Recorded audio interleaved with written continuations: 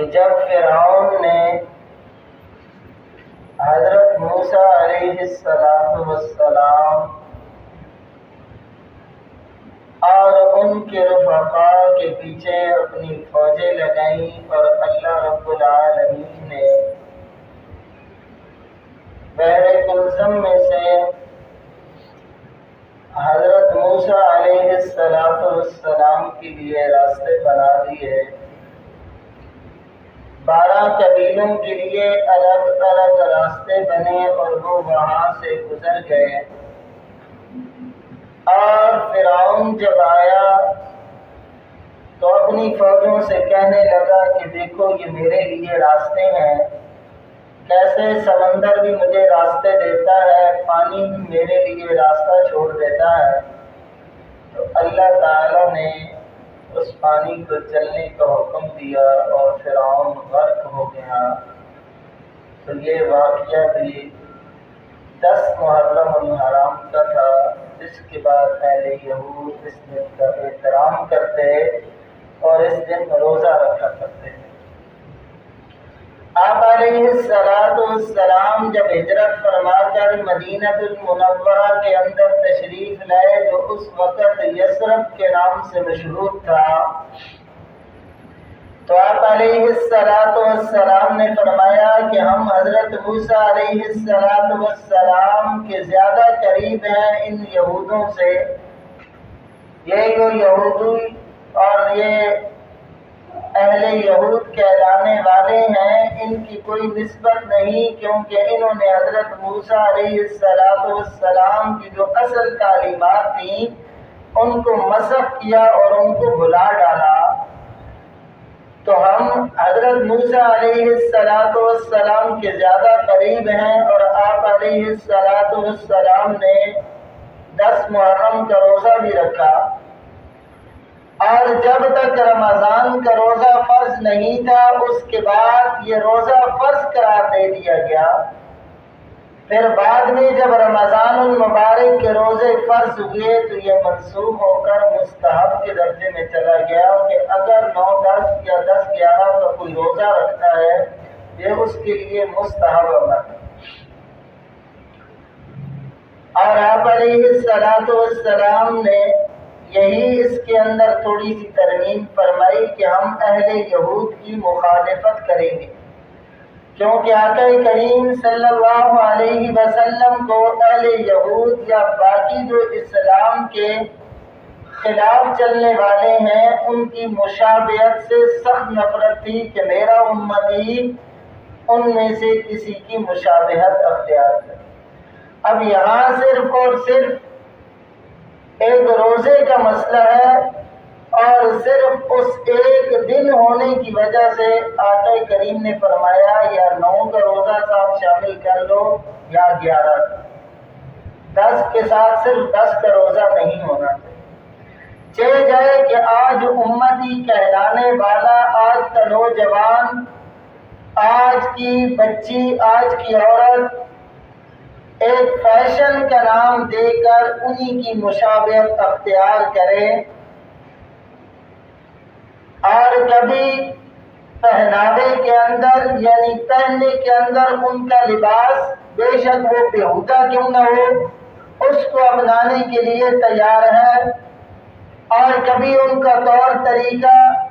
جو انسانیت سے گرے ہوئے اصولوں پر مبنی ہے وہ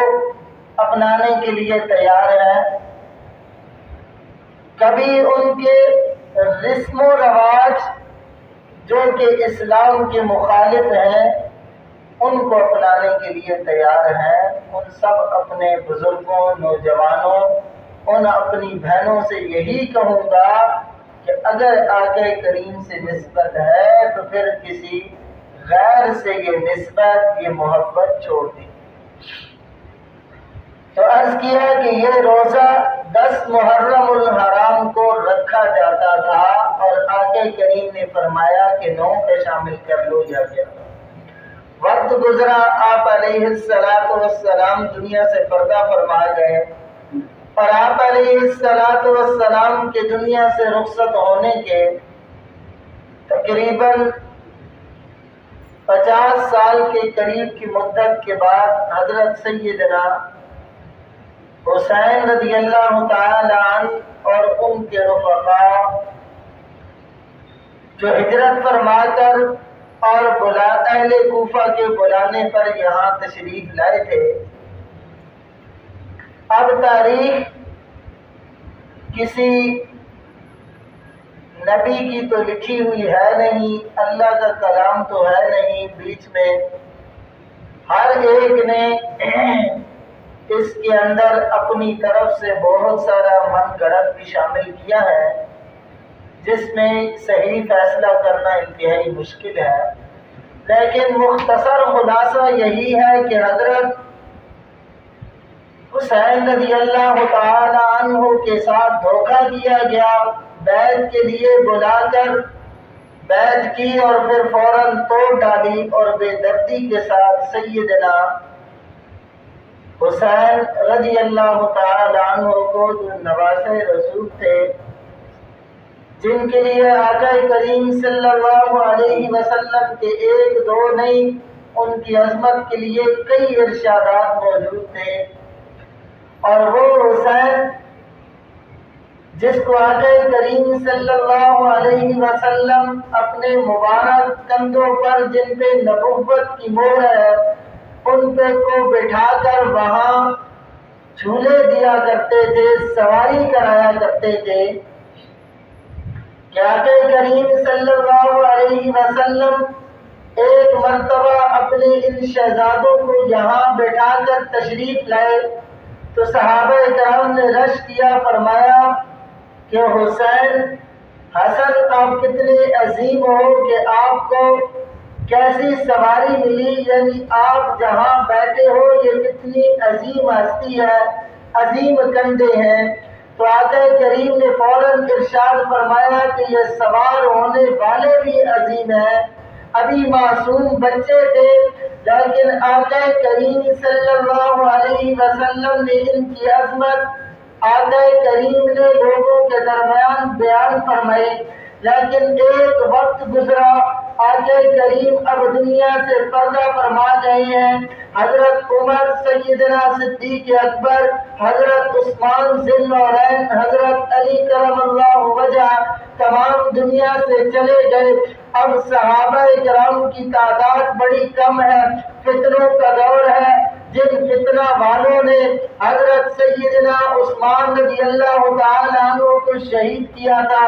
جن فتنہ انگیزیوں نے حضرت علی رضی اللہ تعالی عنہ کو شہید کیا، جن فتنہ والوں نے اسلام کو مٹانے کی کوششیں جاری رکھتے ہوئے جہاں بہت سارے صحابہ اکرام کو شہید کیا تھا، وہ آج بھی نہیں چاہتے تھے کہ اسلام آگے پھیل سکے. انہوں نے حضرت حسین کا راستہ روکا، بے دردی کے ساتھ شہید کیا. شاید وہ یہ سمجھ رہے تھے کہ حضرت حسین جھک جائیں، حضرت حسین ڈر جائیں. لیکن آقا کریم صلی اللہ علیہ وسلم نے جن کی تربیت کی تھی، جن کی رگوں کے اندر آقا کریم کا خون تھا، جن نے دلیری، بہادری، شجاعت اور عظمت آقا کریم کے قدموں میں بیٹھ کے سیکھی تھے، وہ جھک کیسے سکتے تھے؟ وہ غلط بات پر اپنا ووٹ کیسے ڈال سکتے تھے؟ وہ کھڑے رہے، اللہ کے ہاں مقام ملا، عزت ملی، شہادت کا رتبہ ملا، اور ہمیشہ ہمیشہ کے لیے اپنے آقا کے دین کو قائم فرما کر دنیا سے رخصت. لیکن یہ ہے کہ یہ اسلام کے اندر پہلی شہادت نہیں ہے، بہت بڑا واقعہ ہے، المناک، دردناک واقعہ ہے، افسوسناک واقعہ ہے. لیکن اسلام کے لیے، جس اسلام کے لیے حضرت حسین کٹے ہیں، اسی اسلام کی عظمت کے لیے آقا کریم نے اپنے دندان مبارک شہید کروائے ہیں. جس اسلام کو بچانے کے لیے حضرت حسین کا سر کٹا ہے، اسی اسلام کو بچانے کے لیے غزوہ بدر کے اندر 14 شہید ہوئے ہیں. جس اسلام کو بچانے کے لیے آقا کریم کے گھرانے کی قربانی لگی ہے، اس کے لیے آقا کے جان نثار غزوہ احد کے اندر قربانیاں دے چکے ہیں، یہاں تک کہ آقا کریم کے سگے چاچا حضرت حمزہ بھی یہ قربانی دیتے ہوئے شہید ہو گئے۔ اب اگر آج کا دور دیکھا جاتا تو لوگ غریبوں کے بچوں کو آگے بارڈر پہ رکھتے اور اپنے بچوں کو خرچ میں بٹھاتے، لیکن آقا کریم چونکہ اللہ کے نبی ہیں، پیارے ہیں، وہ جہاں اپنے جانثاروں کو قربانی دینے کے لیے ابھارتے ہیں، وہ اپنے گھر میں بھی یہی تربیت کرتے ہیں۔ جہاں آقا کریم کے صحابہ نے قربانیاں دی، وہاں آقا کے اپنے خونی رشتہ داروں نے بھی قربانیاں دی ہیں۔ صحابہ اور اہل بیت کوئی الگ الگ نہیں، بلکہ ایک ہی صف میں صحابی رسول ہیں، تو وہیں پہ آقا کریم کے سگے رشتہ دار ہیں۔ جہاں پر ایک عام صحابی رسول کو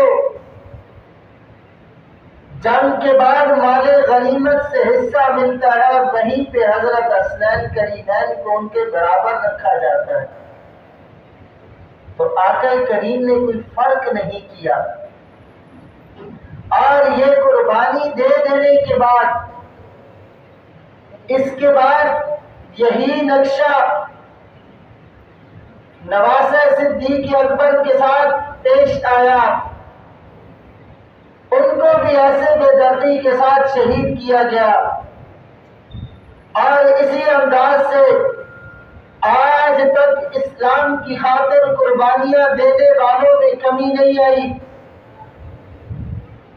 اور اس سے پہلے بھی کبھی کمی نہیں آئی کہ اسلام نے قربانی مانگی ہو اور کوئی مسلمان پیچھے ہو گیا ہو۔ اور پھر آقا کریم صلی اللہ علیہ وسلم کے نواسہ کے شہید ہونے کے تقریباً 300 سال بعد 352 یا 353 ہجری کے اندر ایک شیعہ معذب دولہ جس نے یہ اعلان کیا، یہ جو آج بھی تماشا آپ حضرات کو نظر آتا ہے، ہر مسلمان کے دل پہ چھریاں چلتی ہیں جب نواسہ رسول کا پتلا بنایا جاتا ہے۔ میں افسوس سے کہہ رہا ہوں کہ اگر میرے والد محترم کی ایسے ہی لاش کو لایا جائے، ایک تصور ہی دیا جائے کہ یہ لاش فلاں شخصیت کی ہے، اور پھر اس کا سر کاٹا جائے،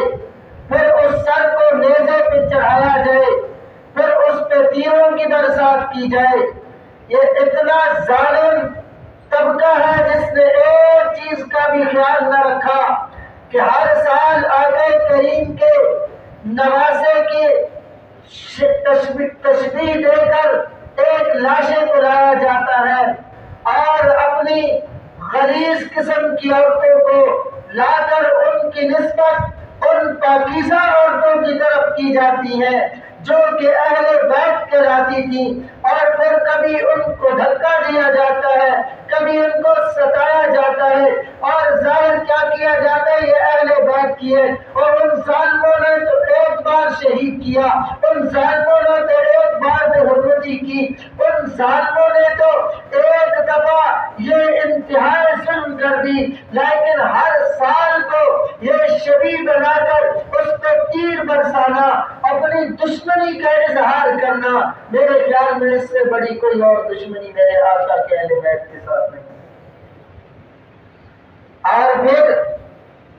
جیسے میں عرض کر چکا ہوں، یہ دن روزہ رکھنے کے دن ہے، لیکن یہ ایسے ان سے مشابہت اختیار کر کے ہمارے بھائیوں نے بھی ہر جگہ پر سبیلیں لگائیں دودھ والی ٹھنڈی سبیلیں پی کر اپنے آپ کو حسینی کہلایا۔ ہمارے حسین تو پیاسے تڑپتے رہ گئے، ہمارے حسین نے تو سر سجدے کے اندر کٹا دیا، ہمارے حسین نے تو حق کا بول بالا کیا۔ ہم حسینی کہلاتے ہیں، ہم یہاں ٹھنڈے پانی پیے، یہاں سبیلیں لگائے، اس سے کیا اظہار کیا جا رہا ہے کہ حضرت حسین تو پیاسے رہے۔ اسلام کا طریقہ تو روزہ رکھنے کا ہو، آقا کریم کی سنت تو روزے کی ہو، لیکن میں سبیلیں لگا کر کیا اظہار کرنا چاہتا ہوں کہ میں مسلمان ہوں، یا میرا عقیدہ یا میرا تعلق کسی اور فرقے کے ساتھ ہے۔ میرے بھائی نہیں، ہم حسینی کہلاتے ہیں۔ روزہ رکھنے کا حکم ہے تو کوشش کریں کہ روزہ رکھیں، اور میں نے جیسے عرض کی رمضان کے روزے فرض ہونے سے پہلے یہ روزے فرض رہے ہیں، اور جب میرے اللہ نے رمضان عطا فرمایا تو یہ منسوخ ہو گئے، لیکن آج بھی ان کا ثواب ہے۔ تو کوشش کریں اس دن روزہ رکھیں۔ حضرت حسین کے ساتھ نسبت بھی ہو جائے گی کہ حضرت حسین رضی اللہ تعالی عنہ بھی پیاسے تھے، ہم ان کے ساتھ اظہار یکجہتی کرتے ہیں، ہم ان کے ساتھ یکجہتی کرتے ہوئے پیاسے رہیں گے، روزہ رکھیں۔ حضرت حسین نے اس حال میں بھی کہ سامنے دشمن کی فوجیں ہیں، سامنے سے بارش تیروں کی برس رہی ہے،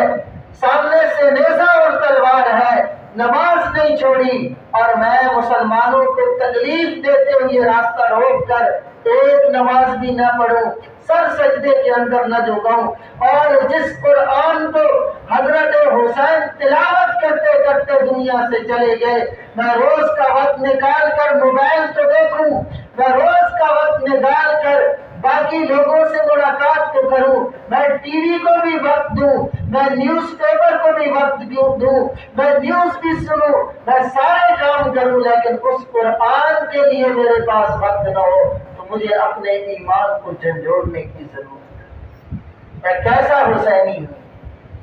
میں کیسا حسینی ہوں۔ ان انتہائی مشکل حالات میں بھی جس نے قرآن مجید کو نہیں چھوڑا، رسول اللہ کی شریعت کو نہیں چھوڑا،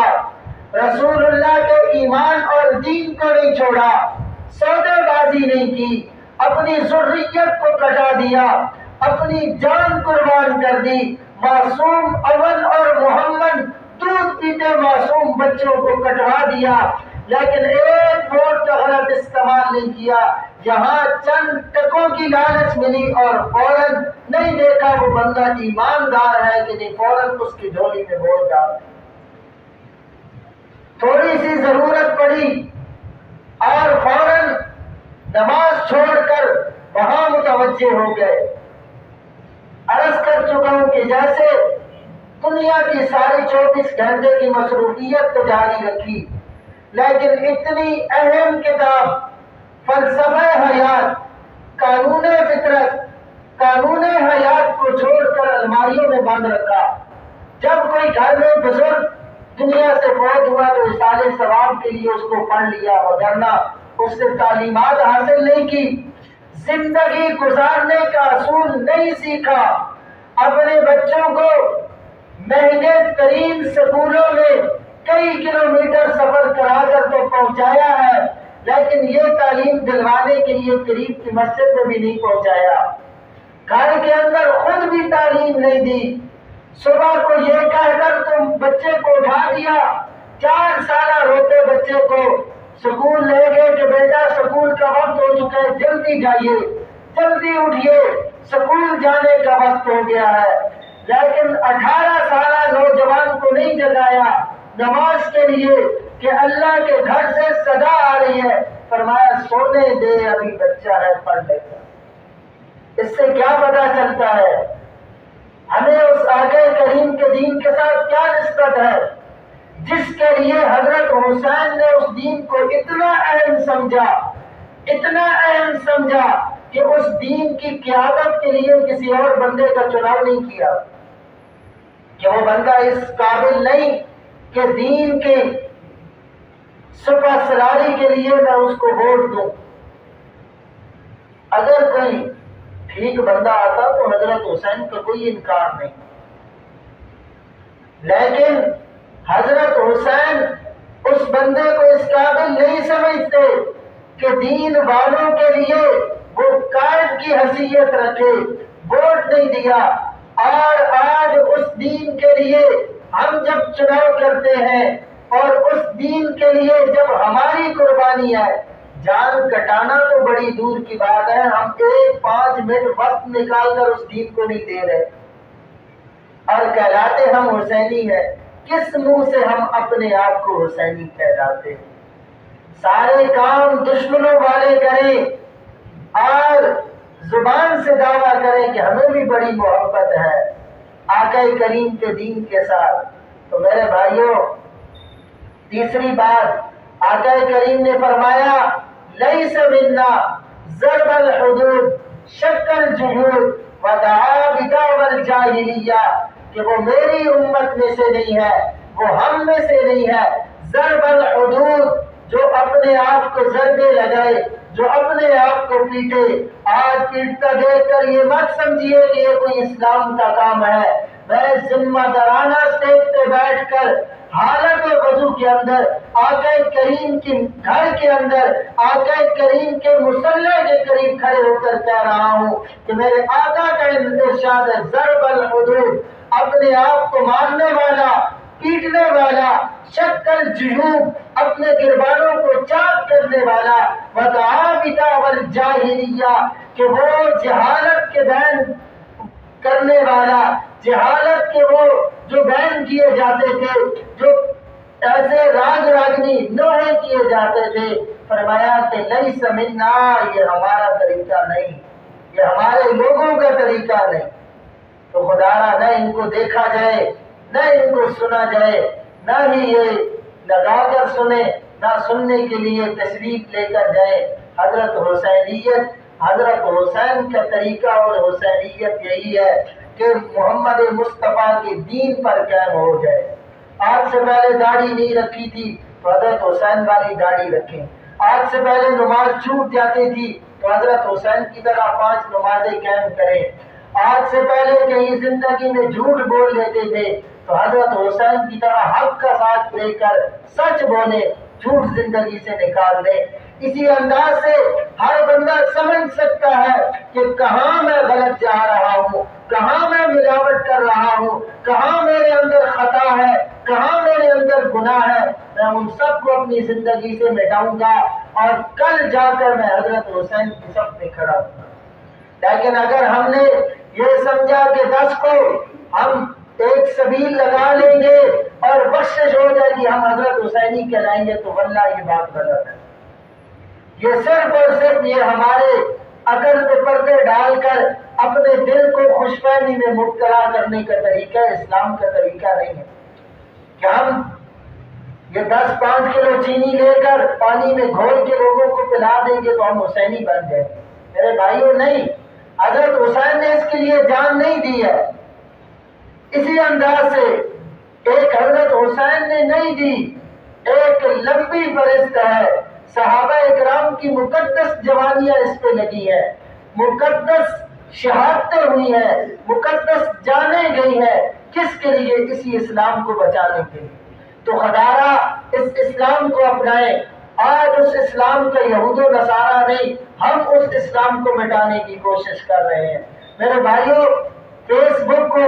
ٹویٹر کو، واٹس ایپ کو وقت دینے کے لیے ہمارے پاس ہے، لیکن اللہ کی کتاب پڑھنے کے لیے نہیں ہے۔ اگر میں اس مجمع سے پوچھوں تو یہ سارے موبائل کے بارے میں جو دنیا کی اتنی تعلیمات نہیں رکھتے وہ بھی بہت زیادہ جانتے ہیں، لیکن اگر قرآن مجید کا یا اسی انداز سے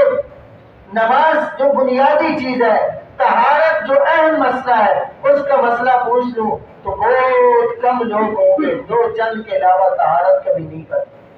تو یہ ہمیں غور کرنی چاہیے۔ آپ میرے اپنے ہو، میں اس لیے آپ کے ساتھ یہ درد دل بیان کر رہا ہوں، وگرنہ یہ باتیں عام بیان کرنا اتنی آسان نہیں ہے، لیکن آپ میرے اپنے اپنے ہو، آپ میرے مسلمان بھائی ہو، میں اپنا درد دل سناؤں تو کس کو سناؤں؟ کسی جاگر عیسائی یا یہودی کو سناؤں؟ نہیں، حق بات کہنا میرا فرض ہے، عمل کرنا میرے بھائیوں آپ کا کام ہے۔ میں نے بھی ایک دن مرنا ہے، قبر کے اندر جانا ہے، میں اس لیے آپ تک حق بات کو پہنچانا اپنا فرض حقیقی سمجھتا ہوں۔ فرض یہ ہے کہ ہم قرآن کے ساتھ زندگیوں کو جوڑ لیں، آقا کریم کی جو زندگی ہے اس کو سیکھیں اور زندگی میں لے کر آئیں۔ لیکن اگر یوں ہی ہم نے یہ سمجھا کہ جو چند سبیلے لگا لیں گے، دو چار دیگیں پکا کے دے دیں گے، نماز پڑھے یا نہ پڑھے ٹھیک ہے، جھوٹ اسی طرح بولتے رہیں، زندگی کے اندر کوئی تبدیلی نہ آئے تو ہم بخشے جائیں گے، حسین کی صف میں کھڑے ہو جائیں گے۔